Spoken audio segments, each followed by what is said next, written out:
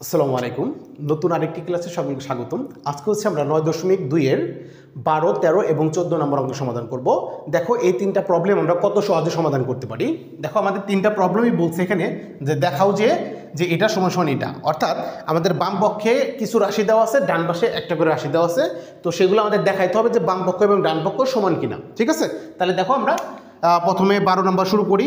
যে 12 নম্বর আমাদের যেহেতু দেখাইতে বলছে, তাহলে আমরা প্রথমে নেব কি লেফট হ্যান্ড সাইড। তো লেফট হ্যান্ড সাইডে আমাদের কী দেওয়া ছিল বলো দেখি, যে কস স্কোয়ার তোমার 30 ডিগ্রি মাইনাস সাইন স্কোয়ার তোমার 30 ডিগ্রি।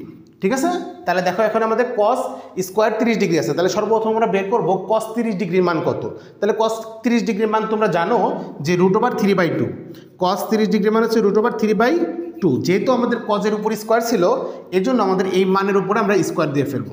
ঠিক আছে, তারপরে মাইনাস এখন এই সাইন 30 ডিগ্রি, অর্থাৎ সাইন স্কোয়ার 30 ডিগ্রি আছে, আমরা প্রথমে কি করব সাইন 30 ডিগ্রি মান বের করবো। তাহলে সাইন 30 ডিগ্রি মান আমরা কত জানি 1/2, অর্থাৎ হাফ। এই 1/2 হবে, তার উপরে আমাদের স্কোয়ার দিতে হবে, যেহেতু সাইনের উপরে স্কোয়ার ছিল এই জন্য। এখন দেখো যে আমাদের এই যে এই √ওভার সাথে স্কোয়ারটা যদি আমরা এই করি, যে স্কোয়ারের সাথে √ওভার কাটা চলে যায়, তার উপরে কী হবে শুধু 3 হবে, আর নিচে আমাদের 2, তার উপর যদি স্কোয়ার করি তাহলে কত হবে 4। আচ্ছা, তাহলে এটা লিখে ফেললাম। এরপরে মাইনাস ছিল, মাইনাস এই 1-এর উপর যদি তুমি স্কোয়ার করো 1 হবে, আর 2-র উপর যদি স্কোয়ার করো আমরা জানি 4 হয়। তাহলে আমরা দুইটা ভগ্নাংশ পাইলাম। তাহলে দুইটা ভগ্নাংশ বা তিনটা ভগ্নাংশ, একাধিক যদি আমাদের কোনো ভগ্নাংশ থাকে বা কোনো পদ থাকে, একটা ভগ্নাংশ থাকলেই আমরা পরের লাইনে যাওয়ার জন্য কি করব, ওই হরগুলাতে ওই ভগ্নাংশগুলোর হর দ্বারা থেকে আমরা লসাগু তৈরি করব, সেই লসাগু নিচে বসাইতে হবে, তাই না? তাহলে এই 4 এবং 4-এর লসাগু কত হবে বলো তো 4। তাহলে আমরা এখানে বসাবো 4। এখন সিস্টেমটা হচ্ছে এই যে যতগুলো ভগ্নাংশ থাকবে সেই ভগ্নাংশের হর দ্বারা আমরা এটাকে ভাগ করব, যেটা পাবো সেটা দ্বারা তাদের নিজেদের লবকে গুণ করতে হবে। তাহলে দেখো এই 4 দ্বারা যখন এই 4কে ভাগ করবা হবে হচ্ছে 1, সেই 1-এর সাথে যদি উপরের 3কে গুণ করো তাহলে তুমি জানো কত হবে 3 হবে। তারপরে মাইনাস, এই যে মাইনাস ছিল জন্য মাইনাস, আবার এই 4 দ্বারা যখন এই 4কে ভাগ করবা 1 হবে, সেই 1-এর সাথে উপরের 1কে গুণ করলে 1 হবে। ঠিক আছে, তাহলে দেখো এখন 3 থেকে যদি তুমি 1 বাদ দিয়ে দাও তাহলে 2 হবে, আর নিচে হচ্ছে আমাদের 4। তাহলে আমরা জানি হচ্ছে এখানে 2 আর এখানে 4, অর্থাৎ এই 2-র সাথে এখানে 4কে ভাগ করলে এখানে 2 থাকবে, তাহলে উপরে থাকবে 1, নিচে থাকবে 2, অর্থাৎ আমাদের লেফট হ্যান্ড সাইডে আমরা কি পাইলাম হাফ পাইলাম। এখন আমাদের রাইট হ্যান্ড সাইডে কত হয় সেটা দেখতে হবে। দেখো রাইট হ্যান্ড সাইডে আমাদের দেওয়া আছে কস 60 ডিগ্রি। তো আমরা জানি কস 60 ডিগ্রির মান হচ্ছে হাফ, তাই না? কস 60 ডিগ্রির মান হচ্ছে হাফ। তাহলে দেখো আমাদের বাম পক্ষ হাফ আসলো, ডান পক্ষে আমাদের হাফ আসলো, অর্থাৎ প্রমাণ হয়ে গেছে।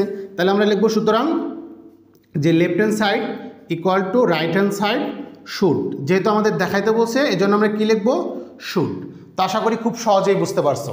তাহলে দেখো সেমভাবে এটা যেরকমভাবে আমরা খুব অল্প সময়ের মধ্যে সমাধান করে ফেলতে পারলাম, ঠিক আমাদের 13 নম্বর প্রবলেমটাও এইরকমই একদম। দেখো আমরা 13 নম্বরটা শুরু করি। যে 13 নম্বর প্রবলেমটা আমাদের কি, বাম পক্ষ আমরা রেখে আগে প্রথমে যে লেফট হ্যান্ড সাইড, যে লেফট হ্যান্ড সাইড আমাদের দেওয়া আছে sine 60 degree into cos 30 degree plus আমাদের দেওয়া আছে cos 60 degree into sine 30 degree. আমাদের যা ছিল আমরা দেখে দেখে সেটাকে লিখে ফেললাম। ঠিক আছে, তাহলে এখন আমরা মানগুলো বসিয়ে ফেলি। দেখো আমরা প্রথমে কি করব সাইন 60 ডিগ্রি। তো সাইন 60 ডিগ্রির মান আমরা জানি √3/2, এখানে বসাবো √3/2, এই মাঝখানে ইন্টু ছিল ইন্টু দিব। এরপর কস 30 ডিগ্রি, তো কস 30 ডিগ্রির মান কত, কস 30 ডিগ্রির মান হচ্ছে আমাদের √3/2, মানে সাইন 30 ডিগ্রি 60 ডিগ্রির মান হচ্ছে √3/2, ঠিক আবার কস 30 ডিগ্রির মান হচ্ছে √3/2। ওকে, তারপরে মাঝখানে প্লাস ছিল, প্লাস বসাবো। এরপর কস 60 ডিগ্রি, তো কস 60 ডিগ্রি সমান সমান আমরা জানি হচ্ছে হাফ, কস 60 ডিগ্রির মান হচ্ছে হাফ, তারপরে মাঝখানে ইন্টু ছিল ইন্টু দিব।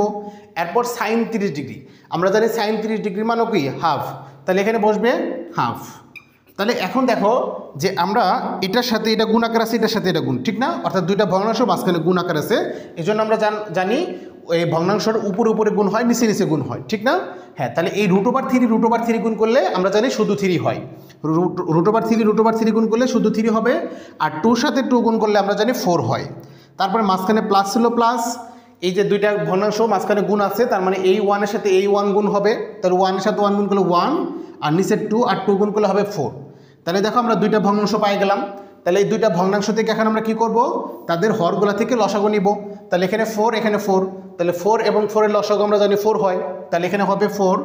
এরপর আমরা কি করব, এটা দ্বারা এটাকে ভাগ করব, 4কে 4 দ্বারা ভাগ করলে হয় 1, সেই 1-এর সাথে আমরা উপরের লবটাকে গুণ করব, উপরে আছে 3, তাহলে 3-র সাথে 1 গুণ করলে 3 হবে, মাঝখানে প্লাস ছিল প্লাস দিয়ে দিলাম।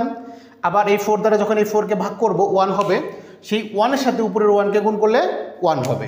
তাহলে দেখো উপরে পাইলাম হচ্ছে 3 + 1, তাহলে 3 + 1 করলে আসবে 4, আর নিচে তো আমাদের 4ই ছিল, অর্থাৎ 4কে যদি 4 দ্বারা ভাগ করো তোমার আসবে হচ্ছে 1, অর্থাৎ বাম পক্ষে আমরা কি পাইলাম, 1 পাইলাম। এখন রাইট হ্যান্ড সাইডেও যদি আমরা 1 পাই তাহলে আমাদের প্রমাণটা হয়ে গেল।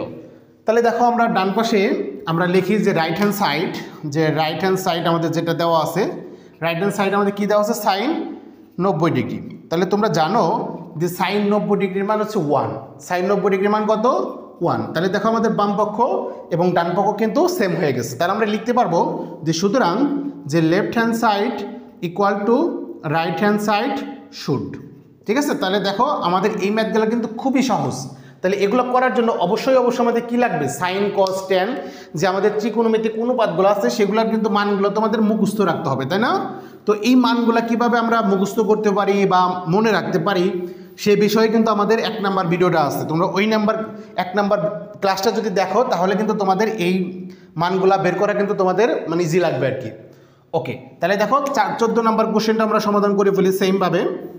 তাহলে এটাও আমাদের দেখাইতে বলছে, তাহলে আমরা কী লিখবো প্রথমে, যে left hand side equal to, অর্থাৎ আমাদের এখানে হবে কস 60 degree into cos 30 degree plus sign 60 degree into sine 30 degree. আমাদের যেটা দেওয়া ছিল সেটাই আমরা কপি করে পেস্ট করলাম। এখন দেখো কস 60 ডিগ্রি, তো কস 60 ডিগ্রির মান কত আমরা জানি, হাফ। কস 60 ডিগ্রির মান হচ্ছে কি, হাফ। এবং কস 30 ডিগ্রির মান কত, কস 30 ডিগ্রির মান হচ্ছে √3/2, মাঝখানে গুণ ছিল এর জন্য গুণ, তাহলে এখানে হবে √3/2, মাঝখানে প্লাস প্লাস দেব। তারপর সাইন 60 ডিগ্রি, তাহলে সাইন 60 ডিগ্রির মান আমরা জানি √3/2, তাহলে এখানে হবে √3/2, মাঝখানে ইন্টু ছিল ইন্টু দিতে হবে। কস 30 ডিগ্রি সাইন 30 ডিগ্রি, তো সাইন 30 ডিগ্রির মান আমরা জানি হাফ, সাইন 30 ডিগ্রির মান হচ্ছে হাফ, তাহলে এটা বসবে। তারপর দেখো 1-এর সাথে √3 গুণ করলে আমরা কি পাবো, √3 গুণ পাবো, মানে 1-এর সাথে √3 গুণ করলে শুধু √3 থাকে। আর নিচে দেখো 2 আর 2, তাহলে 2 আর 2 গুণ করলে কত হবে, 4 হবে, তাহলে আমরা এখানে 4 বসিয়ে ফেলবো প্লাস। এরপর √3-র সাথে যদি 1 গুণ করি আমরা জানি √3 আসবে, তারপরে 2-র সাথে 2 গুণ করলে হবে 4। আমাদের ভগ্নাংশ যদি পাশাপাশি গুণ আকারে থাকে তো ওই ভগ্নাংশের লবের সাথে লব অর্থাৎ উপরে উপরে গুণ হয় আর নিচে নিচে গুণ হয়, ঠিক আছে না? হ্যাঁ। এরপর দেখো আমরা 2টা ভগ্নাংশ পাইলাম, তাহলে পরবর্তী লাইনে যাওয়ার জন্য অবশ্যই আমাদের হরগুলা থেকে লসাগু নিতে হবে। তাহলে দেখো 4 এবং 4 এর লসাগু কত হবে, 4 হবে, তাহলে আমরা এখানে বসাবো 4। তাহলে দেখো এই 4কে যদি 4 দ্বারা ভাগ করো 1 হবে, সেই 1-এর সাথে √3 গুণ করলে আমাদের শুধু √3 হবে, তারপরে প্লাস হবে, এই যে প্লাস হলো এর জন্য প্লাস। আবার এই 4 দ্বারা যখন এই 4কে ভাগ করবা হবে 1, সেই 1-এর সাথে যদি √3কে গুণ করো তাহলে √3 হবে।